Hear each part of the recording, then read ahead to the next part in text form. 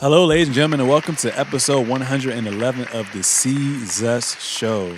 It's yours truly. I'm excited to deliver to you guys a very, very fun-filled episode. But before we get into today's hottest topics, I just want to make sure that you guys support, show love, follow on all forms of social media, subscribe, rate, comment, and share at the Seezus Show, at Sir Seezus as well too. Obviously, last episode 110, we kind of talked about what's to be expected in these upcoming rounds as well too. I was happy I got a couple right. Only I think three right. But nonetheless, great series all the way through as well too. So I hope you guys enjoyed that episode, and I'm pretty excited for today's episode as well too. So we're going to be highlighting what we thought about in the second round matchups and our hopes and expectations going into the conference finals. I mean, there's only 4 teams left. They're all clashing it out, literally like the Clash of Titans. So we're going to see who's going to be that last team standing from the East, last team who's standing from the West as well too. But without further ado, ladies and gentlemen, make some noise for my brother, D Sharp. Let's get it and let's debate. Good, man. It's good to be back, man. Good Yes, to sir. Yes, sir. Yes, sir. Man, I feel like after this, we just got the finals preview coming up. So it's been a pretty good journey. Weekly, bi-weekly, just talking hoops. I feel like this is the most you and I, from a personal standpoint, have spoken hoops as well too. Just breaking down every game within each series. So that's been pretty dope as well too. You've been living good though. yeah, I'm chilling, man. I'm back home in Newport News. So it's I can cool. see. You can see the Okay. spot. Yeah, I'm out here chilling. But like you said, man, it's good to talk hoops. Good to talk For playoff sure, hoops. for sure. Man, let's get into it, man. So before we get into the conference finals previews, obviously everyone is waiting for that to take place. Obviously, the first game is taking place. I want to rewind time, man, because all around, aside from the sweep from Denver and Jokic getting into altercation and toss out, which was dumb by the way, the semifinals kind of essentially lived up to the hype, and we had 2 game 7s, and we had 1 game 6, and like I said, we had a sweep as well too. But I kind of want to put my focus on, I guess first and foremost, the Nets and Bucks series as well too. So I believe I had Nets in 7. I think you have Bucks in 7? Yeah, Bucks in the 7, man. Put I some think you respect had on Bucks my and 7, so we should have definitely had a little bet on that as well too. But yeah, I mean, great series. Lived up to the hype. We had, I think, 1 or 2 overtime games, or just going down to the wire as well too, within possession games as well too. So it just kind of came down to who wanted it, and obviously who was the most healthiest as well too. But I want to give flowers to 2 phenoms, 2 superstars. You had KD, who averaged 43 minutes a game, and his numbers were crazy: 35 points per game, 11 rebounds, 5 assists, and shot 49% from the field. And you had Giannis, who had 32 points, 13 rebounds, and 3.6 assists as well too. So going into this series, going into the series, I just thought that the amount of firepower that the Nets had would basically overcome them, because I still felt like they had flaws in their defense, and the fact that it was going to be Nash getting a little bit deeper into the playoffs, I felt like from a game by game adjustment, he just wasn't going to be up to par with Coach Bud as well too. But if Kyrie doesn't go down, game 5 or game 4 rather, and yeah, if Kyrie don't go down game 4, and then first game, within the first 30 seconds, Harden pulls his hamstring. He tries to will his way back and play the last 3 games. Then who knows what happens? You know what I'm saying? Moving forward as well too. So credit to the Nets. The fact that Harden was playing on one bad hammy, and the fact that Kyrie went down for them to force game 7 and yet alone go to overtime, that kind of just tells you what's to come moving forward as well too. And it's very rare when a team like this gets a 7 to win their first year. We got an anomaly with the Boston Celtics, and then the next sample size we had was, of course, the Miami Heat, when Wade, Bosh, and Bron all joined forces together. They didn't win their first year as well. So I just felt like this year it's just been very injury riddled. But credit to both teams doing what they had to do. Sure. Giannis ended up coming on top as well too. What were your thoughts behind the series in general? Um, I felt like it didn't live up to everyone's expectation. Before the season, before that series started, everyone thought that this was going to be the one. Three stars versus 3 stars, and like you said, injuries kind of ruined that for all of us. So it's unfortunate. It's unfortunate that Kyrie went out. James Harden was virtually playing on one leg, so that was unfortunate too. Some of the highs for me was Kevin Durant. He played phenomenal. KD showed the world why he's arguably the best player in the NBA. Mm. So that was good to see. Good to see KD display his talent, his greatness for the world to see again after missing a year of basketball. And Giannis, to me, Giannis answered the call. Can you win with superstars around you, or is this just another experiment and you're gonna get knocked out of the playoffs early again? So for me, Giannis showed a lot of heart. Chris Middleton showed a lot of heart, and Drew played well. Some things that I didn't like. I didn't like some of the coaching decisions by Steve Nash. I felt like there was an opportunity to really utilize that bench, and he really didn't. I felt like he played KD too many minutes. It's only so many times you can go back to that KD well before it runs dry. And we saw it in Game 7. We saw like he gave it everything he had, just didn't have nothing left. So I felt like Coach Nash could have had some adjustment. And all that being said, they still win this series if certain players play well. If Joe Harris hits a few shots here and there, they still win the series. So I think overall, I think it was a good series. But yeah, man, the injuries kind of ruined it for me, man. I wanted to see the dogs go against the dogs, and Yeah. I feel like we were robbed of that. Yeah, for sure. And I'm glad that Coach Bud was aware that Giannis. One thing I like about Giannis, and we're going to talk about this other individual in a couple other segments or whatnot. But at least with Giannis is like he's not the most skilled, but you can tell he wants to be great, and he's literally trying to become above average in all three facets: the mid range, the 3 point, and in the post as well too. So we saw how dominant he was. We saw that he kept trying, but he's the type of guy that he will give you everything he has the first couple quarters, but fourth quarter they kind of realize, yo, Chris Middleton, you're going to be our closer. So for him to realize that, Coach Bud realized that and make that adjustment and just play through Middleton and use Giannis as a decoy at the dunker spot, or even have Drew out there kind of taking turns as well too, or find the open man. They did pretty well. I'm very interested to see what happens moving forward. So KD showed us his greatness. The biggest knock on KD was like, oh, the only reason you got championships is because essentially you joined a well-bred team. And It's now all we know with KD, if you have just competent players and a good coaching staff, I think KD's on that level where he can carry a team from point A to point B. Obviously, he's not a type of player like a LeBron, he's a point guard first and can also score, but KD's a bucket getter.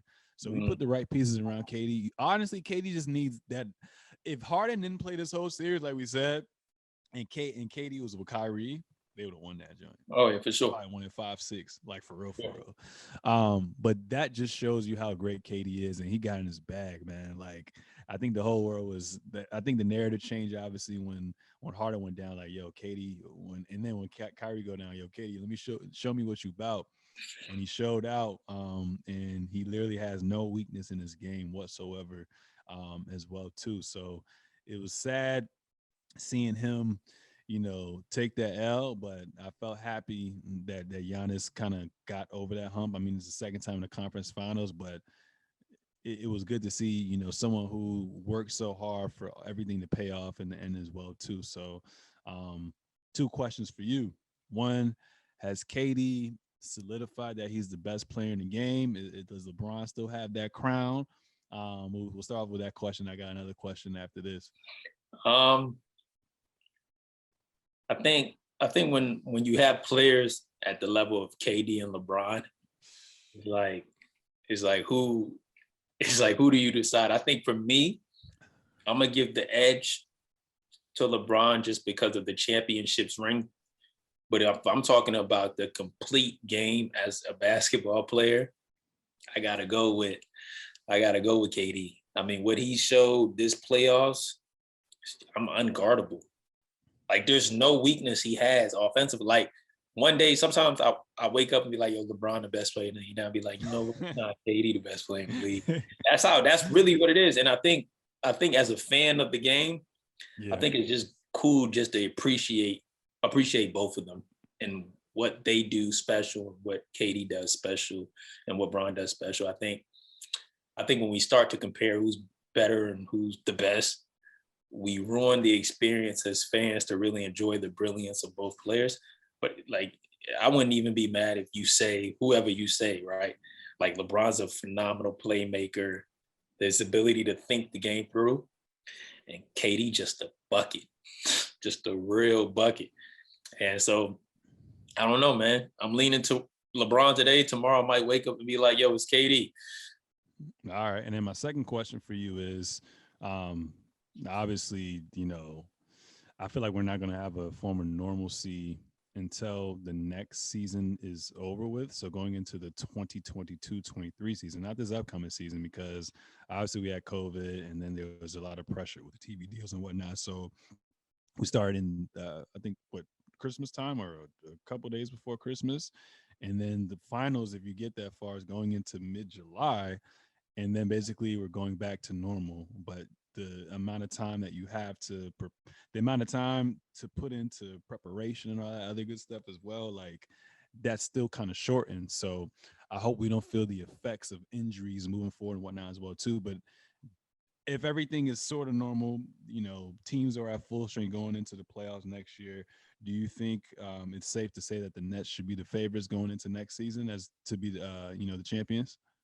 Um, I think they're obviously gonna have the star power, right? The question then remains is, is Spencer Dinwiddie coming back, right?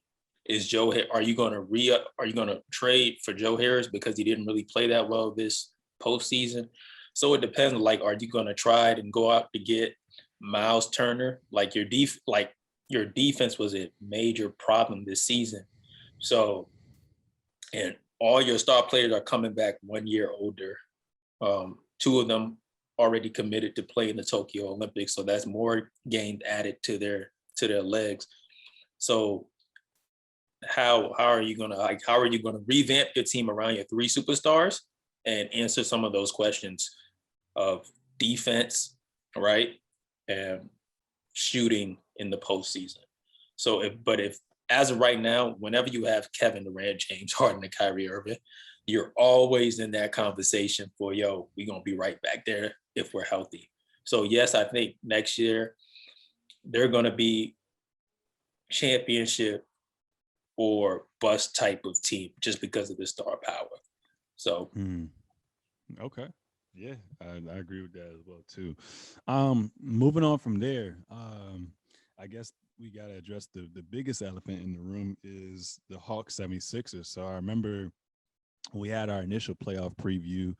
We literally had each team broken down 1 through 8 from the East, 1 through 8 from the West, and we looked at everything in the landscape and we're like, yo, Philly has the easiest route to get to the conference finals, like barring any injury as well, too. They took care of business 4-1, the Wizards, and then yesterday I'm at a day party, and I'm like, all right, I'm probably dipped by the start of the fourth quarter, and I didn't even check my phone, nothing like that.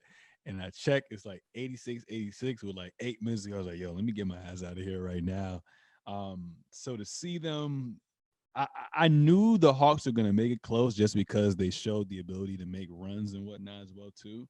But I gave Philly the edge just because they had home court advantage and they had more of a star focused, team as well too.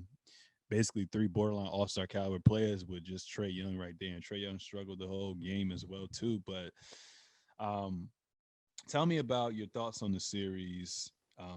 And before we even do any of that, I just want to pay respect to a couple of people. shout out to Trey Young, ice cold, had a great series. Everyone's calling him the villain that we deserve as well too. I'm still not sold on the whole villain, so to say, more so villain to the Knicks. But he did his thing. Nate McMillan showed that he's a brilliant coach, and you kind of wonder why did the Pacers get rid of him so early. I think right now he's an assistant coach, and if he doesn't get the bag and gets like a 3 to 5 year deal for the Hawks that young and emerging, then something's wrong with the Hawks organization as well too. Joel Embiid had a torn meniscus. For him to, just throw away the pain tolerance away and average 30 and 13, and shoot almost close to 50% from the field and 36% from three, it's pretty good. As well too. So I want to give them their flowers as well too. The Hawks are definitely on to something, and we should have a good conference finals, so to say as well. So we'll talk about that a little bit later. But what were your thoughts on the entirety of that series, man? Because a lot of people can point to Ben Simmons. A lot of people can point to, Danny Green going down. A lot of people can call and point to adjustments from Doc Rivers, and he's been notorious for blowing 3-1, 3-2 leads as well too. What are your thoughts on what went wrong with Philly? Because as much as good as Atlanta did this series, I felt like Philly lost this series. And like I said, we can attribute that to a lot of things, but focusing on Philly, like, what do you think went wrong? Um, I think Embiid being not slightly injured, the Embiid played with a serious injury. I think that kind of affected the team in certain ways. Embiid didn't post up as much. He didn't really want to bang as much.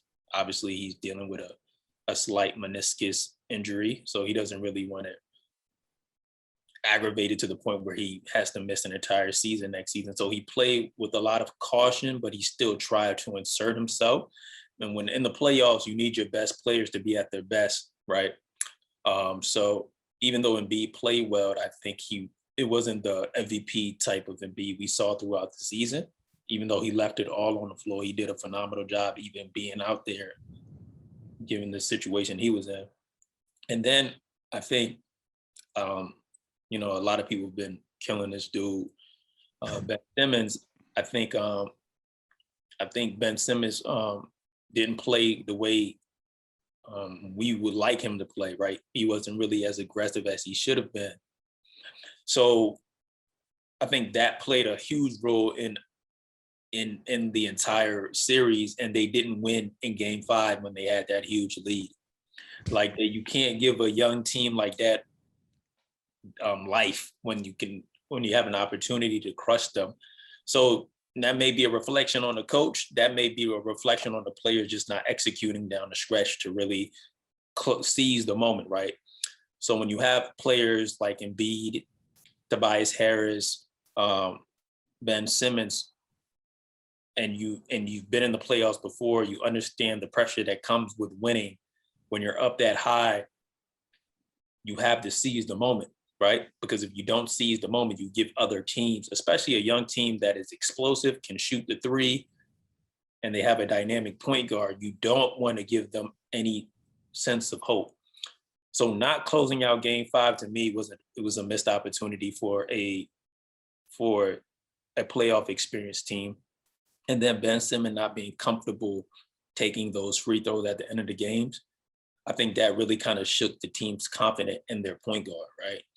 So, and then you can't not blame or put some blame on Doc Rivers, right? Like, there is a history of you not taking teams to the next level. So again, he doesn't play for these players, but he does coach.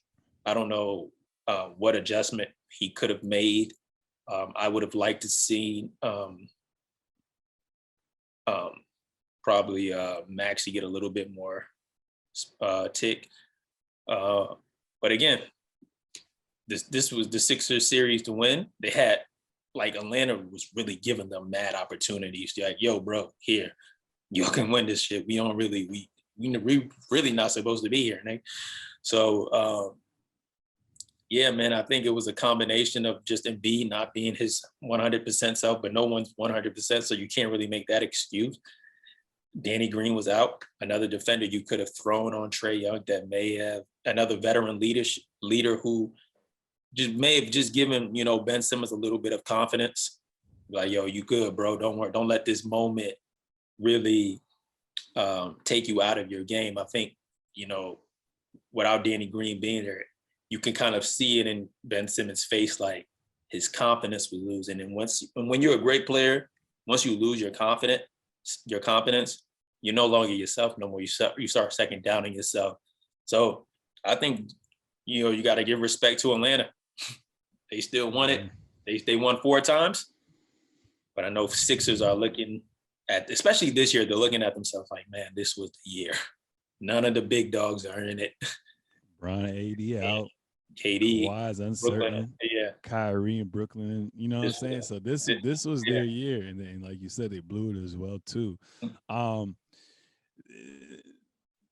we've been kind of giving Ben Simmons a pass, and we're kind of just saying, yo, he is who he is, but we haven't literally said a couple of years back like this guy was going to be the next LeBron James, and we saw it in what's it called when you get drafted, summer league.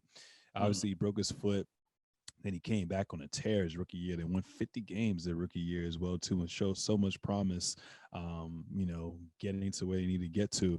And it's just kind of crazy how we just haven't really seen him expand his game as well too.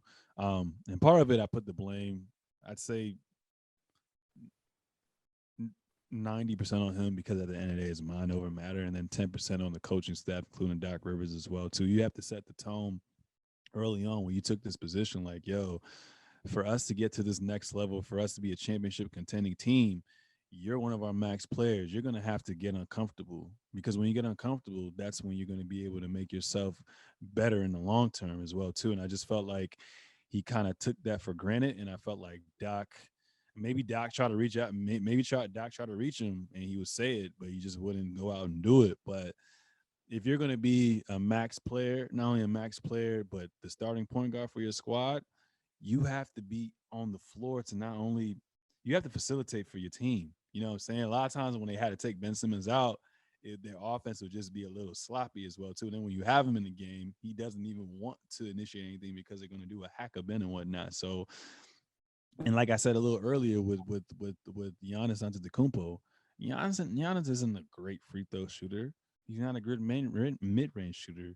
He's not a great 3-point shooter, but he busts his ass every single year. You can see him slowly get better and better and better.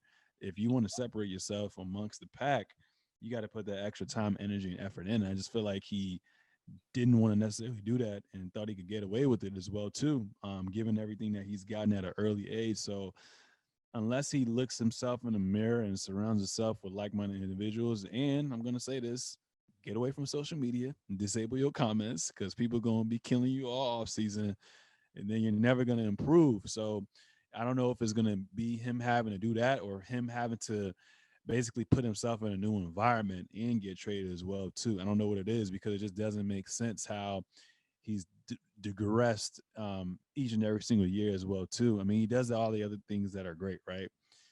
He is the point guard. He does facilitate. He gets in transition. He can guard 1 through 5. All those things are great as well too. But for you to not be able to be in the game, and you being scared to basically rise above the occasion, you're, and given Joel Embiid's injury history, like, we don't know how many more years Joel Embiid got. You know what I'm saying? You can't waste his prime as well too. So I think 90% of the blame definitely has to go to Ben Simmons as well too. And now I'm thinking, like, is he going to be? Have we accepted the fact he is who he is? Because if he is who he is, you may have to look at trading him. And I said this while we were on group FaceTime earlier as well. I think the salaries in line, I might try to whisper in Bill's ear, like, yo, let me get out of Philly. Let me get out of Washington. Trade me for Ben. If I had a dream scenario, I would trade Russell Westbrook, and I would trade Bradley Beal for hella draft picks, plus for Ben Simmons and Tobias Harris as well too. And I think it's a win-win as well, because I mean, right now, I feel like the Wizards they just fired their coach. We don't know what they're about to get. We don't know the future of Russell Westbrook. They have young talent. You know, they just drafted some people last year as well too, and Rui Hachimura and Danny and all that as well too. Promising big on the rise.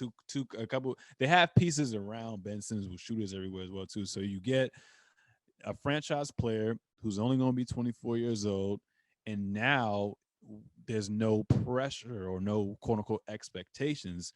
And now you can kind of build that team and mold that team kind of like a Giannis, where you literally have shooters surrounded with you everywhere, and then maybe they can work things out, and then also you bring Tobias with them, who is going to be not only a veteran but also another vocal leader as well too, to go along with that young talent as well. So I think that would work, and then also Joel Embiid's now getting, like LeBron James said weeks back, I'm never going to be at 100%. The day I pick up a basketball, once I start my first year, like, you just slowly deteriorate as well too. But you can do things to keep yourself in tip top shape, tip top form, whether that's dieting, whether that's your work ethic. You can change things around. So with Embiid, given his injury history, I don't know how long he's going to last. So why not have a Bradley Beal, who's a certified bucket, who proved to you in the first round and going up against him, he's a hooper. Like, he's not going to go away from the moment. Like, he's reached that level where he's like, oh, okay, I know what I have to do.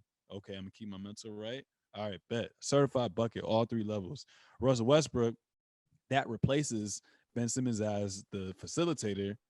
I mean, Russ is kind of like Giannis, right? He can do everything, but at least he's not afraid at the moment. So if you can keep them intact with their shooters and still have that defensive identity, I think that can help the 76ers get over the hump. But that's just my take right there as well too. Any thoughts on that? Um, yeah, man. I think you know when you lose in the playoffs, we tend to overreact, and rightfully so. Ben Simmons didn't perform that well, right? And I think for him to get to that next level, he has, if he wants to get to that next level, right? Because like you said, it's all dependent on that player. I think developing a jump shot, but being confident in the work that you put in the off season and throughout the season, really take those jump shots will take him to the next level. I want to remind people, like, he's 24 years old, made 3 straight All-Star, defensive team, first team defense, right? Some people are saying he probably should have been the defensive player of the year. So you see the immense talent with Ben Simmons, immense talent. He's a very talented kid, 6'10", 240, 50. But again, like, it just goes to show that when your confidence isn't as high as it should be, or you don't have certain confidence, whether that's you don't trust the work you put in, or you don't feel comfortable shooting, in those moments, those high pressure moments, they really show themselves, right? That's one of the reasons why people said, when Danny Green was there, he would always give, Ben a little bit more confidence. Like, don't worry about it. Don't worry about it. Sometimes you need those types of players. Certain players need that type of feedback and reassurance. But I think if Ben Simmons wants to take that next level, he has to develop a jump shot and be willing to take those jump shots, even if it looks ugly, even if it's this and that, right? I think one of the things with social media, you got to remember Ben Simmons is 24, so he's like a young kid, so social media is all he knows. Like, everyone thinks that, yo, this is ugly, we gonna clown you. Like, everyone, like, that's the first thing the negativity is the thing that kind of rises to the top. But in actuality, you have to, like you said, like, ignore that and realize that if you want to take it to the next level, if you want to be as great as you possibly can and have no regrets when you look back at your career, is really, obviously continue to work on your jump shot, but take it, right? And I think out of all the years they've been bounced out, he got hurt last year in the playoffs, so he didn't really have an opportunity to really display his game. I think this year, this is probably the most heat he's got. Philly fans don't care. They already don't care. Philly cats don't care.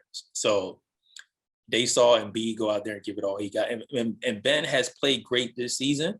But when you dubbed yourself the process and you put all this coronation on you know, what's about to happen and you don't perform, and this is Philadelphia, some of the realest fans in the world, they're gonna let you know. And I think this year they're like, yo, we've been chilling, we've been cool. We understand you're young, you're still developing.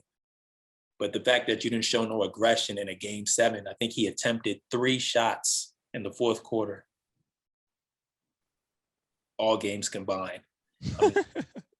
So that shows them, and I don't think this is true. I don't believe Ben Simmons isn't an aggressive player, because he is. He's shown it.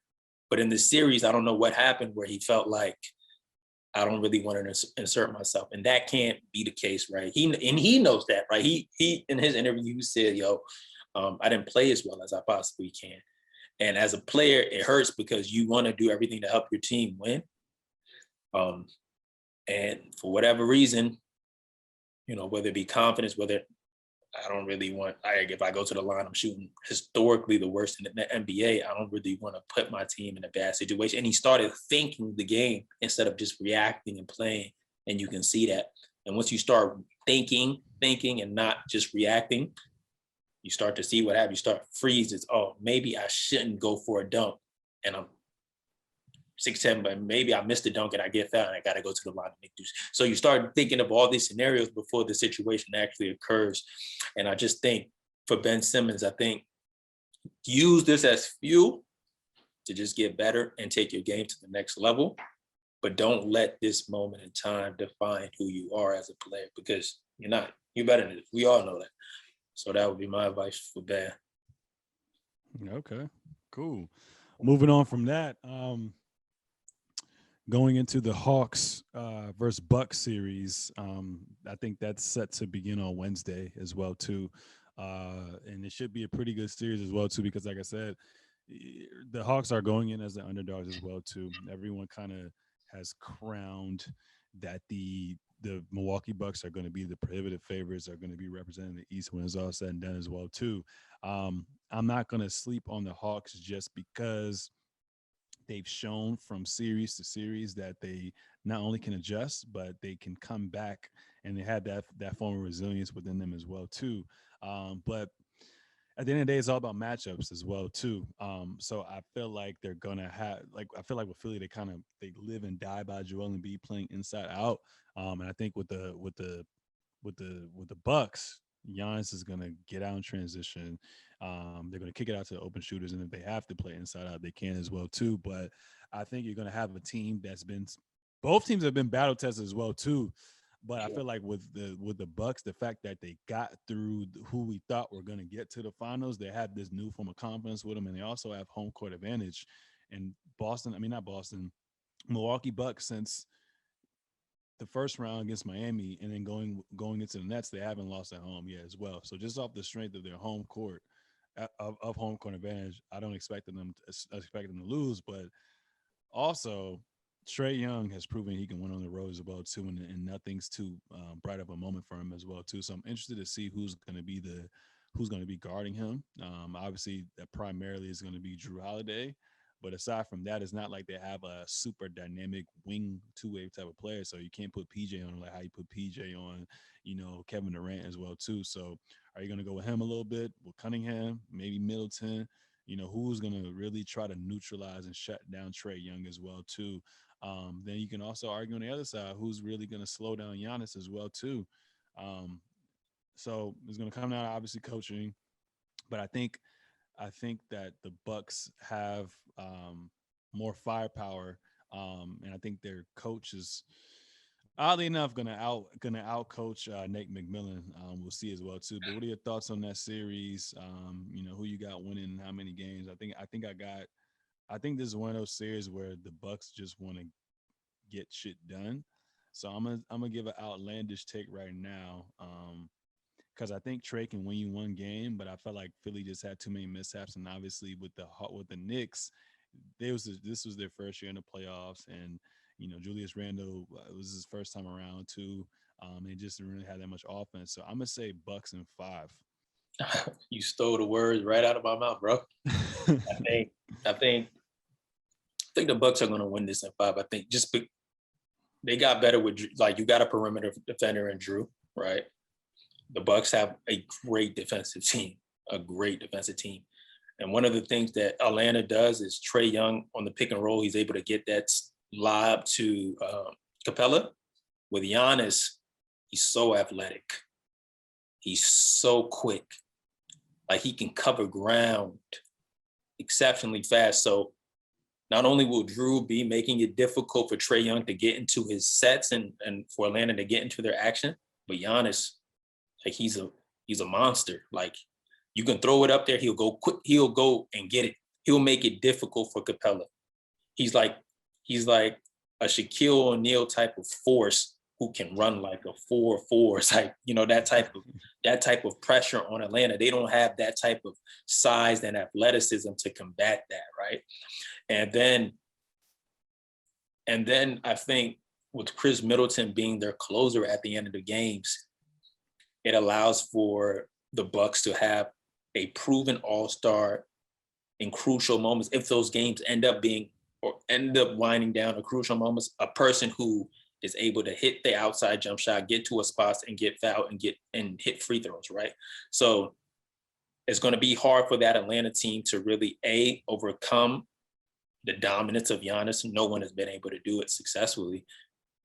Chris Middleton, a skilled player on the perimeter who can score at all three levels, and Drew Holiday, who can continue to get in the paint.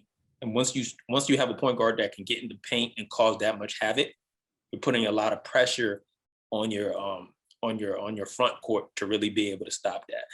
So I think the flaws that Philly had, when they're not being able to really stop Trae Young from getting in the paint, Drew Holiday ain't gonna do that. He's gonna make you work.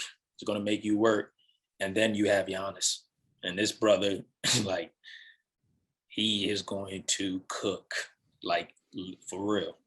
So I think they might be able to still win in Atlanta. But again, the Milwaukee get hot from three and Giannis is dominating the paint, it's going to be a quick series. So I have the Bucks winning in 5. I think they have no answer for Giannis. No answer. They better hope it's close and they try to do a hack of Giannis too, because Giannis doesn't really shoot relatively well from the free throw line as well. But like I said, even if they do that, his confidence is through the roof as well too. There's a reason why he's a 2-time MVP, absolutely, defensive player of the year as well too. But I agree with you.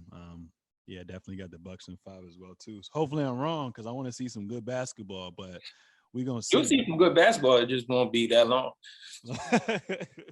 No, that's a fact. So moving on to the West as well too. Before we get into the Western Conference preview, obviously you and I were watching the Utah and the Clippers series close. Honestly, every series the Clippers been in has probably been the best series so far as well too. One, the West is just stronger, and two, you just have these young guys who have teams, quote unquote, just built around them, and they're not afraid of the moment as well too. From the Lucas to the D Mitch, now to Booker, who we're going to talk about a little bit later. It's pretty exciting to see as well. So obviously with this series, going into it, I said Clippers in 6, and I was actually right. Clippers in 6 as well too. I was proud of that, but I didn't think they were going to win in that specific fashion. I didn't think Kawhi Leonard was going to go down. And I ain't gonna lie to you, like I love PG. It's a love-hate relationship with him as well too.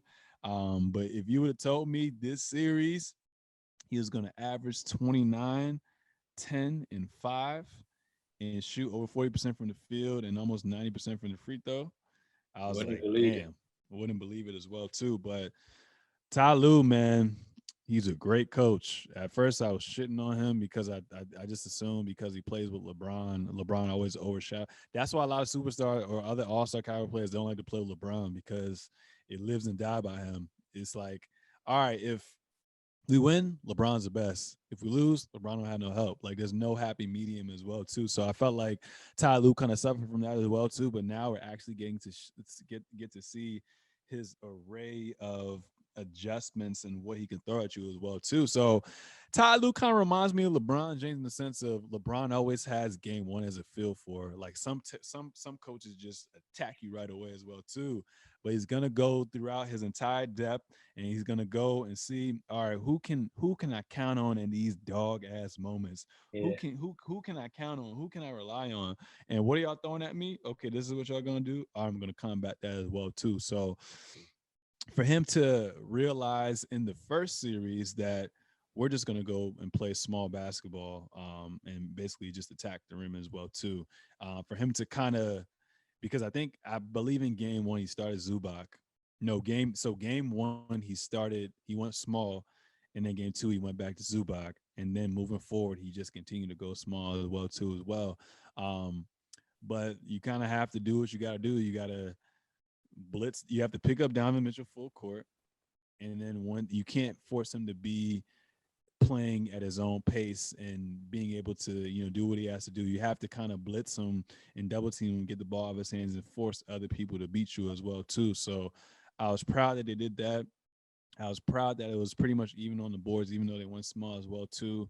But the biggest thing was probably Paul George being great. Obviously Kawhi helped them win the tie 2-2, but the resilience of that bench mob, and Mr. June, Reggie Jackson, like everyone came to play as well too. They just played inspiring basketball, so you can tell they got their mental right, and they make the necessary adjustments. By the end of the day, I mean, who's to say if Mike Conley wasn't hurt, the series would have been different, or if Donovan Mitchell wasn't on a bummy ankle, who knows? But injuries are a part of the game, and you just have to do what you got to do. But I mean, Utah was up almost 18, 20 points as well. Like I was laughing with you. I cut the game off, bro. Like as a fan of Kawhi, and now kind of being a Clippers fan, or as long as Kawhi is there, I'm just like, yo, he's injured right now. Like it's up for you. Is Utah's game to win, essentially. It's series to win, essentially. So for them to weather the storm and come back on two separate occasions kind of really spoke volumes as well too, because there should have been a lot of times where Utah should have put them asleep, but they just will not go down without a fight, as well too. And that series turned out being great as well too. And I learned a lot about not only the resilience of PG, but just how deep and how committed this team are from the roster number 1 to number 15 as well too. But what were your thoughts on that series? Man, that was a great series. I think Paul George showed the world, man, why he playoff P. Y'all heard about playoff P? I think like you said, I think Tyronn Lue, great adjustments, man. He's looking like he's going to be in the NBA for a long time and coaching at a high level for a long time. But like you said, the bench mob, the player that you didn't expect to stepped up big time. Terrence, man, wow, incredible! Like one of the greatest playoffs performances. Like literally, like he single-handedly brought them back. And so, and Reggie Jackson, man, like the confidence to be able to like, man, we taking it. We're not gonna wait for nothing. And then Paul George showing the world like, yo, in terms of skill set, I'm right up there with our elite players. I'm right up there. So I think having Ty Lue, having Marquise Moore, having Batum, having PG, like it's almost like a collection of Pat Bev. It's a collection of guys coming out there like, man, we may not have like the two superstars because Kawhi is out now, but as a team, we're going to put this team together and we're going to roll. We're going to ride for each other. And I think what the Clippers have done in this year, from being the laughing stock of the NBA verse, I feel like people are now low-key rooting for the Clippers. I've seen this transition where we like, yeah, we don't know what's going to happen, but we love this ride. Like, we love this ride. We didn't like y'all last year, but y'all actually kind of like it. We actually kind of like this unpredictable. Like we don't know. We don't know after like 2 games they lose, then Ty Lue put on that Popovich hat. Like, so we don't like. So everybody like watching, like, yeah, we can't count them out because they were down by 20 something and they came back. Like, it's one of those things. Like, we just here for the ride now. Like, this is a ride, so we just gonna be here. So the Clippers, I think, man, I don't know, man. They're one of those teams that can change the entire landscape of a series just by the next man mentality, somebody stepping up and doing great things. Yeah. Hell of a series as well too. And shout out to Donovan Mitchell, literally D-Wade 2.0, bro. He's a dog. He's a a killer. dog for sure. They have the pieces around him. They honestly could have won a championship this year too, but like you said, injuries are always something that's going to come about as well too. If they can get another dynamic bucket getter, or honestly, I like what they have. But yeah, let's see them running back next year with the healthy Conley. Obviously, you're never gonna have the same roster from top to bottom, but I like the future that they have there too. And I'm glad that I'm glad that Donovan Mitchell had to remind people how great he is. You know what I'm saying, as well too, because Utah was another laughable team as well too. We saw from All-Star selections with KD and Bron. They're like, no one picks the Jazz.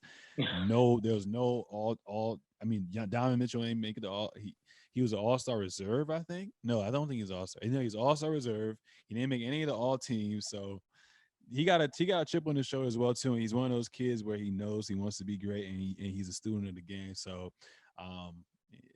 we're seeing this weird transition of the young guys kind of, overtaking the old heads or the last of the dying breeds, but his time will come. Him, Luka, Trey, all their times will come. But right now, we still got some other people who are trying to take care of business as well. No real need to talk about the Nuggets versus Phoenix series. No Murray. So basically, it's Jokic playing by himself as well too, and Chris Paul and Devin Booker had a hell of a series as well. So shout out to them as well too, and shout out to the Joker. We'll see what happens next year and whatnot. But focusing on the Suns versus Clippers series, we like I said, there's a lot of unpredictability going with the Clippers as well too. Obviously with Chris Paul, he had the COVID-19 health and safety protocol situation. So apparently I think he got diagnosed with COVID, even though he did take the vaccine, but he's not really feeling any form of symptoms. And the biggest thing is spreading it, right?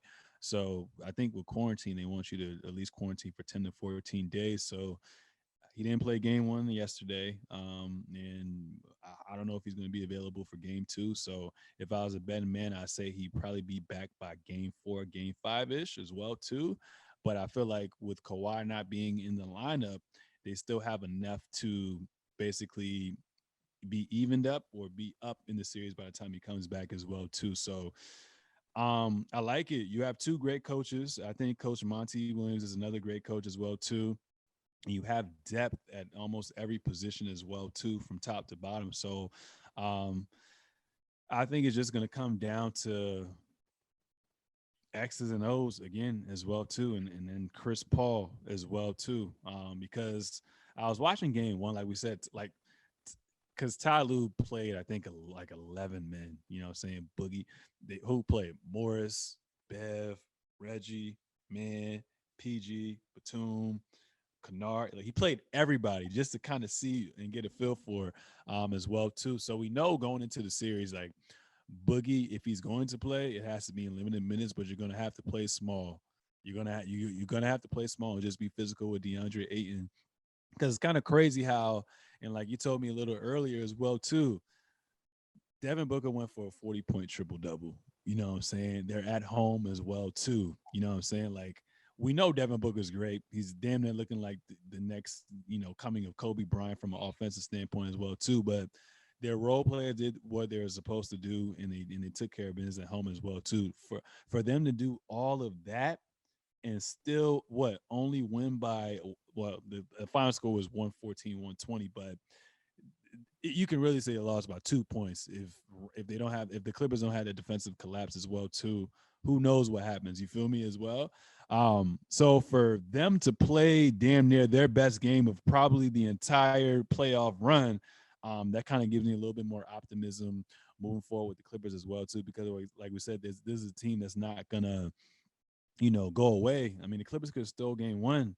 Like I said, Ty Lue was experimenting in that fourth quarter. He had Boogie in unnecessarily too long. Boogie picked up like 3 fouls in the span of 5 minutes.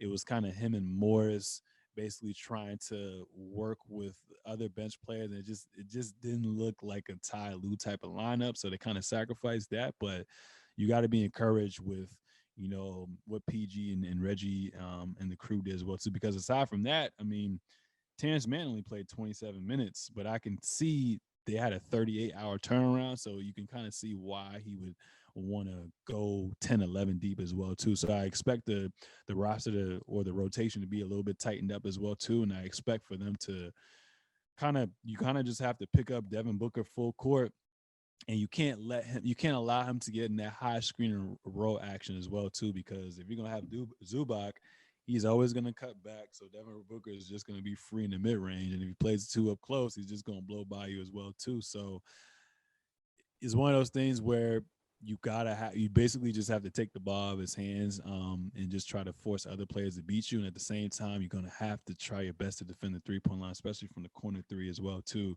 because I feel like Ayton's gonna be Ayton, but um, even though Paul George got it going, Reggie got it going from Trey, they're going to still have to attack as well too. They got to have to be in attack mode if they want any chance to win as well. But I'm a little nervous because you're not only worrying about that, we know for a fact Chris Paul is going to be back at some point in the series. So now you not only have both of them on the floor that's both very dynamic, but you have it's not like PG and Kawhi back in the earlier in the Utah series or even against Dallas series where one of them is always going to be on the floor no matter what. When Yeah. CP comes back, CP or Devin Booker are going to be on the floor at any point in time, and they're good at managing, time as well too, and being efficient. They're either going to take a great shot or they're going to give one of their players a great shot, a great look as well too. So I'm a little nervous about that, and I'm having a mindset that Kawhi is not going to come back. So, I mean, the Clippers proven that they can go on the road, and they can protect home court as of late. So we're gonna see what's gonna happen. So I'm having a mindset Kawhi's not coming back. So knowing that CP's coming back, I got Phoenix in 6, man. But what are your thoughts? Yeah, man. I got the Clippers winning the series in 6. And here's the reason why. You're so Like you good. mentioned, I think, you know, the Phoenix Suns played one of their best games ever this postseason. And their best player had arguably one of his greatest performances of his young professional career. And he only really lost that game by 2 points. And now, like you said, Tyronn Lue was experimenting, right? Saying what matchups really gave Phoenix a lot of problems. Also, I have to rest my players. We didn't really have a time to really recuperate and really heal from our Game 6 victory against Utah. And with that being said, making in-game adjustments, we withstood their threes. We withstood Devin Booker's historic night. Yeah, we only lost by 2 points. So I'm looking at it like, we didn't really touch the paint like we would love them to do, really attacking, going at 8, really making 8 work. I guarantee you're going to see a difference in game 2, where they're going to be attacking their paint. They're going to put Devin Booker in more plays where he has to defend. I think you're going to see Terrence Mann play more minutes because in some stretches in the fourth quarter, Devin Booker missed a lot of shots. Terrence Mann he's strong, he's athletic, he's quick. He has to remain disciplined when you're guarding a player like that, and just make it difficult because you can't stop a great offensive player like that. But I'm still confident that the Clippers can play well. Their role players have shown it. They have experience, and I believe that Paul George is that type of star to help them gut it out, right, and win tough games, right? So for me, you're asking Phoenix to do 2 things. Can you shoot that 3 ball that well for this entire series? If you can, then they win. If they can shoot that 3 ball at 50% the way they've done, then you got it. I don't think that they will be able to shoot the three ball the level that they've been shooting the three ball. And if they don't do that, I think, and the Clippers defend the three and contain Ayton from getting offensive rebound and just getting cats in foul trouble, I think they can beat the Phoenix Suns in 6 games. And I think that's what's going to happen. I think the Clippers are going to go to the NBA Finals. I think they're going to shock the world. But I just feel like, for some strange reason, man, I just feel like Paul George is locked in. Like, he's super locked in. And obviously, one player doesn't win a series. I don't care how dynamic that player is. The team thing is a team game. And I think the Clippers have rallied around this concept of team and believing in each other and picking each other up when they're down. And we haven't really seen Phoenix this playoff really face adversity, get hit in the face, and how they bounce back, right? I would have loved to see that in the first round when they played the Lakers, but Anthony Davis got hurt, and that kind of changed that entire series. But I believe the Clippers are going to win tomorrow. And when they do, and their back is against the wall, how will they respond, right? And again, Monty's a phenomenal coach. Devin Booker is who Devin Booker is. Ayton is emerging he's emerging as one of the best bigs we've seen. And the role players are good. Shout out to Mikal Bridges. Shout out to Crowder. Shout out to those guys. Cameron Payne, all them. Cameron Payne. Shout out to all of them. But when them 3 balls ain't falling, who y'all for real? That's what I want to see. I want to see when those 3 balls ain't falling and them shots aren't falling in, can you win? And if it doesn't fall, but when the 3 balls ain't falling and Chris Paul back, yeah, who's the king in the mid range? They have 2 people they have 2 players that can guarantee you get you a bucket. And they also and the Clippers also have a player who Chris Paul gets irritated about, Rajon Rondo. Like, so you have and Rajon Rondo is one of those players who he's smart just as Chris Paul. Like, Chris Paul ain't going to outsmart Rajon Rondo, and Rondo ain't going to outsmart Chris Paul. So you're going to see that dogfight. He's going to call Chris Paul. He's going to provoke Chris Paul. He's going to do all the little things that he's going to be an irritant. And again, when the Phoenix Sun, they don't make the threes at the clip they made it on Sunday, this will be a 6-game series, and I got the Clippers winning. Call me crazy, call me wild, whatever. Call me whatever. I'm used to it. But I got the Clippers winning in 6. All right. So I got Suns in 6. You got Clippers in 6. For sure. And we both have the Bucks in 5 versus the Hawks. Yeah. That's okay. So NBA Finals is the Clippers versus the Milwaukee Bucks. Pending Kawhi Leonard probably coming back, probably not, but who knows? Anything can happen. The Lord works in mysterious ways. But sure. Appreciate you being on the show, ladies and gentlemen. That was episode 111 of the Seezus Show. Make sure to subscribe on all forms of social media at the Seezus Show, at Sir Seezus. We out. It's a pleasure being here, bro.